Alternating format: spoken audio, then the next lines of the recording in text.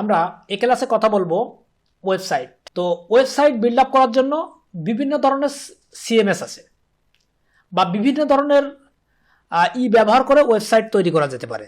যেমন পিএইচপি হতে পারে, লারাভেল হতে পারে, ওয়ার্ডপ্রেস হতে পারে, জুমলা হতে পারে, এরকম ধরনের অনেকগুলি কন্টেন্ট ম্যানেজমেন্ট সিস্টেম বা সিএমএস আছে।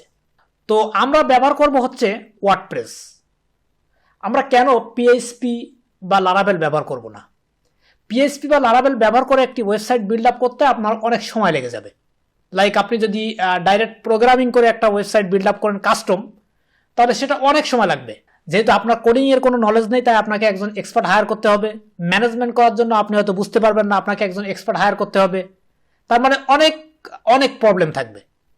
যে কারণে হচ্ছে আপনি বুঝতে পারেন আপনার জন্য সহজ হয় এমন একটা সিস্টেম ব্যবহার করে আপনার ওয়েবসাইটটাকে বিল্ড আপ করতে হবে। দেন এখানে যদি আমরা ডেফিনেশনটা দেখি যে আসলে ওয়ার্ডপ্রেসের চাই কি ওইগুলা ভালো বা ওইগুলোর মধ্যে পার্থক্য কি? পার্থক্য হচ্ছে অ্যাজ এ ওয়ার্ডপ্রেস নতুন অবস্থায় আপনার ওয়েবসাইটটা ঠিক আছে। দেন আপনার ওয়েবসাইটটা যদি অ্যামাজনের মতো হয়, আলিবাবার মতো হয়, তখন কিন্তু ওয়ার্ডপ্রেস দিয়ে চলবে না, কারণ একটা লিমিট ক্যাপাসিটি থাকে। তো এই লিমিট ক্যাপাসিটি এরকমটা মোটামুটি আপনি এভরিডে মনে করেন 10 লাখ 15 লাখ 20 লাখ টাকার অর্ডার নিতে পারবেন। এভরিডে কোনো সমস্যা হবে না ওয়ার্ডপ্রেসে।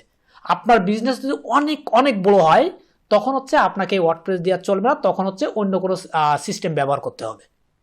এছাড়াও আরও অনেক সিস্টেম আছে, HTML দিয়ে করা যেতে পারে, দেন জুমলা দিয়ে করা যেতে পারে, আরও অনেক অনেক সিস্টেম আছে। তবে রেডি সিস্টেমের ভিতরে হচ্ছে WordPress is the best, because আপনার এই মুহূর্তে কোনো নলেজ নেই। আপনি যদি হচ্ছে ড্রাগ অ্যান্ড ড্রপ করেন, তাহলে কিন্তু আপনি আপনার যে ওয়েবসাইটটা কিন্তু বিল্ড আপ করতে পারতেছেন ওয়ার্ডপ্রেস ব্যবহার করে।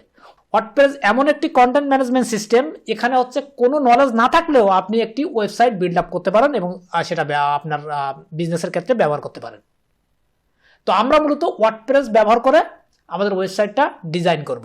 আমরা যদি একটু ব্রাউজারে ভিজিট করি, দেন আমরা যদি এখানে গুগলে সার্চ করি ওয়ার্ডপ্রেস, দেন এরপর এখান থেকে যদি আমরা চলে যাই হচ্ছে wordpress.org, এই যে wordpress.org, এখানে যাচ্ছি। এখানে গেলে আমরা দেখতে পাচ্ছি এটা হচ্ছে ওয়ার্ডপ্রেস ডাউনলোড করতে হবে। এখান থেকে ডাউনলোড করে আমাদের যে হোস্টিং আছে সেখানে ইনস্টল করতে হবে। দুইভাবে হচ্ছে ওয়ার্ডপ্রেস আমাদের ওয়েবসাইটে ইনস্টল করা যেতে পারে।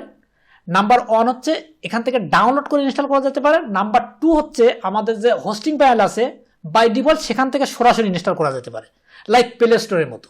আপনার ফোনে প্লে স্টোর অ্যাপ আছে, ওখান থেকে আপনি নিলেন, জাস্ট ক্লিক করলেন, অ্যাপ ইনস্টল হয়ে গেল। তো এখানেও সেম, এই হোস্টিং প্যানেলে যদি যাই তাহলে এখানে আমরা দেখতে পাবো হচ্ছে একটু নিচের দিকে গেলে আমরা ওয়ার্ডপ্রেস দেখতে পাবো। এই যে এখানে বাই ডিফল্ট ওয়ার্ডপ্রেস আছে এই যে সফটওয়্যারের ভিতরে। আবার ডাইরেক্ট ডাউনলোড কেন অপশন?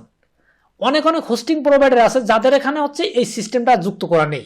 তখন হচ্ছে আপনাকে যদি এখানে না থাকে, তখন হচ্ছে ডাউনলোড করে ইনস্টল করতে হবে। তো আমরা দুইটা প্রসেস দেখব, একটা ডাউনলোড করে ইনস্টল করা দেখব, আর একটা হচ্ছে ডাইরেক্ট সিম্যাল থেকে ইনস্টল করা দেখব। কারণ আমরা যখন হোস্টিং কিনবো তখন আমাদের হচ্ছে ভিন্ন ভিন্ন হোস্টিং হতে পারে, হয়তো বা কারো ডাউনলোড করার প্রয়োজন থাকতে পারে, আবার কারো সরাসরি ইনস্টল অপশন থাকতে পারে। তো আমরা দুইটা ওয়ে দেখব। তো এই হচ্ছে আমাদের ওয়ার্ডপ্রেসের ব্যাপার। এবং ওয়ার্ডপ্রেসের কিছু সুবিধা আছে, সেটা হচ্ছে আমরা যদি ওয়ার্ডপ্রেস প্লাগইনে যাই তাহলে ওয়েবসাইটের জন্য অনেক ধরনের এক্সটেনশন পাওয়া যায় বাই ডিফল্ট। এই এক্সটেনশনগুলো ব্যবহার করে আমাদের কাজকে আরো সহজ করা যেতে পারে। এটা আমরা আসলে ব্যবহারে বুঝবো, আমার মুখের কথা আপনারা বুঝতে পারবেন না, ব্যবহারের ক্ষেত্রে এটা বুঝতে পারবেন। তো পার্থক্য শুধুমাত্র যে ভালো ওয়েবসাইট বলতে হচ্ছে আপনার লারাভেল বা পিএইচপি অথবা অনেক হাই এক্সপেন্সিভ সিএমএস গুলো যদি ব্যবহার করেন, তাহলে আপনার লিমিট ক্যাপাসিটি বা অনেক ফিচার, এক্সট্রা ফিচার হয়তো বা আপনি পাবেন। ওয়ার্ডপ্রেসও সেম ফিচারগুলো আপনি পাবেন, কিন্তু কিছু লিমিট ক্যাপাসিটি থাকবে যেগুলোর জন্য হচ্ছে মানুষ অনেক বড় হওয়ার পরে হচ্ছে এগুলো চেঞ্জ করে ফেলে। আমরা যদি ওয়ার্ল্ডের দিকে লক্ষ্য করি, ওয়ার্ল্ডের ম্যাক্সিমাম ওয়েবসাইট ওয়ার্ডপ্রেস দিয়ে করা, বেশিরভাগ ওয়েবসাইট টুডে ডাটা অনুযায়ী। দেন এরপরে হচ্ছে অন্য অন্য কন্টেন্ট ম্যানেজমেন্ট সিস্টেমগুলো ব্যবহার করে, যেমন লারাভেল ব্যবহার করে, কেউ পিএইচপি ব্যবহার করবে ইত্যাদি এরকম। তো এটার জন্য আপনাদেরকে কোনো চিন্তা করতে হবে না যে এই দুইটার মধ্যে পার্থক্য মনে হয় ওইটা ভালো হবে, লারাভেল বা পিএইচপি ভালো হবে, ওয়ার্ডপ্রেস মনে হয় খারাপ হবে, এমনটা না। আপনি আপনার ব্যবসাটাকে চালাতে পারবেন, মোটামুটি আপনি এভরিডে 20 লাখ টাকা সেল নিতে পারবেন এই ওয়েবসাইট ব্যবহার করে, কোনো সমস্যা হবে না। আপনি নিশ্চিন্তে ওয়ার্ডপ্রেস ব্যবহার করেন। এছাড়াও হচ্ছে আমরা যদি একটু দেখি, ওয়ার্ডপ্রেস একটা প্লাগইন আছে এলিমেন্টর। আপনার কোনো প্রোগ্রামিং নলেজ নেই, ওয়েবসাইট কি আপনি জানেন না, জাস্ট এই ভিডিও দেখবেন, দেখার পরে আপনি এই প্লাগইনটা ইনস্টল করলে আপনি ড্র্যাগ অ্যান্ড ড্রপ করে আপনার ওয়েবসাইটটা আপনি ডিজাইন করতে পারবেন। আপনার কোনো নলেজ নেই, আপনি জানেন না কিভাবে ডিজাইন করতে হবে, কোথায় কি আছে, এভরিথিং কিছু জানেন না, কিন্তু বাট আপনাকে যদি এই ভিডিওগুলো কন্টিনিউ করেন তাহলে এই প্লাগইনটা যদি আপনি ব্যবহার করেন আপনার ওয়ার্ডপ্রেস ওয়েবসাইটে, আপনি আপনার কোম্পানির জন্য একটি প্রফেশনাল ওয়েবসাইট বানিয়ে ফেলতে পারবেন। জাস্ট একটা যদি আপনি যদি একটা ওয়ে দেখাই দেয়, জাস্ট এইভাবে জাস্ট এইটা যদি আপনাকে আমি দেখিয়ে দেই, তাহলে আপনি খুব ইজিলি এই কাজগুলো করতে পারবেন। তো যাই হোক, আমরা মোটামুটি এখানে আরো অনেক প্লাগইন আছে, এগুলো নিয়ে আমরা যখন ক্লাস কন্টিনিউ করবো তখন জানবো। এছাড়া ওয়ার্ডপ্রেসের জন্য হচ্ছে বিভিন্ন ফ্রি থিম পাওয়া যায়, যে থিমগুলো আপনি ক্লিক করলে এক ক্লিকে আপনার একটি ওয়েবসাইট রেডি হয়ে যাবে। তো আমরা ফ্রি থিম ব্যবহার করবো না, আমরা হচ্ছে পেড থিম ব্যবহার করব। আমি আপনাদেরকে একটি পেড থিম দিয়ে দেবো এই ক্লাসে, সেটা নিয়ে হচ্ছে আপনারা ব্যবহার করতে পারবেন। রিসোর্স অপশনে হচ্ছে আপনারা এই ম্যাটেরিয়ালসগুলো যেগুলো আমি আপনাদেরকে দেবো সেগুলো ওখান থেকে ডাউনলোড করে নিতে পারবেন, এবং প্রত্যেকটি নাম লেখা আছে, কোনটার কি নাম বা কি কাজে ব্যবহার হবে, মোটামুটি কিছু টাইটেলে ধারণা দেওয়া থাকবে। তো রিসোর্স থেকে আপনারা এটা ডাউনলোড করে নেবেন। তো আমরা মোটামুটি হচ্ছে যারা ডাউনলোড করবো তারা wordpress.org ডাউনলোড এখানে আসবো, আসার পরে হচ্ছে এখান থেকে আমরা ওয়ার্ডপ্রেসটা ডাউনলোড করে নেব। যারা ডাউনলোড করে ওয়ার্ডপ্রেস ইনস্টল করবো, আর যাদের বাই ডিফল্ট এরকম আছে তারা এখান থেকে ইনস্টল করবেন। তো আমি দুইটা প্রসেস দেখাচ্ছি।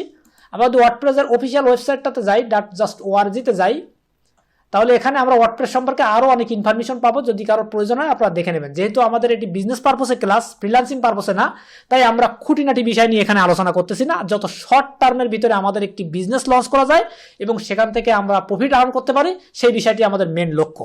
তারা আমার যে ফ্রিল্যান্সিং এর ক্লাস আছে ওয়ার্ডপ্রেসের উপরে, সেই ক্লাসটি কন্টিনিউ করবেন, তাহলে এভরিথিং ডিটেলস জানতে পারবেন। তো এই হচ্ছে ব্যাপার। আমরা এখন নেক্সট ক্লাসে দেখবো হচ্ছে ওয়ার্ডপ্রেস ইনস্টল।